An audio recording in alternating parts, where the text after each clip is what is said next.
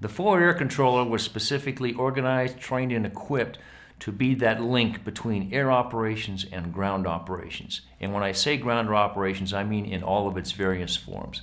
Many of us were directly tied to specific ground organizations, divisions, brigades, battalions even.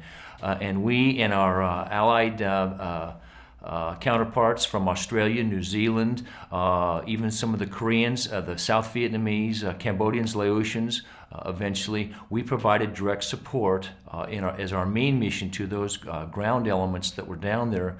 But the forward air controller was also the eyes and ears of aviation, if you will, in Southeast Asia, not just Vietnam, but Southeast Asia.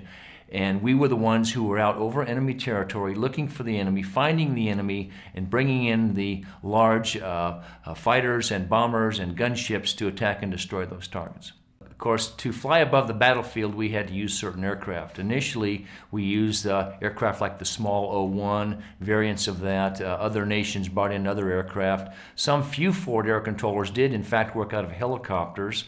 There was some of that, but primarily from a U.S. perspective, we used the O-1 initially, and then as the war expanded and got more dangerous, and the enemy brought in bigger guns, we procured the O-2 Skymaster, and it's a variant there to perform the mission. And then later on, we procured the North American OV-10, which was a more larger, more capable aircraft to work up against the higher threats that the enemy brought in.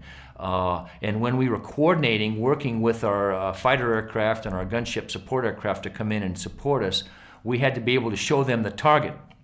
And the way we did that was very simply by firing a smoke rocket down there to the ground near the target and then talking them into the target using that technique. Hit my smoke was the classic call.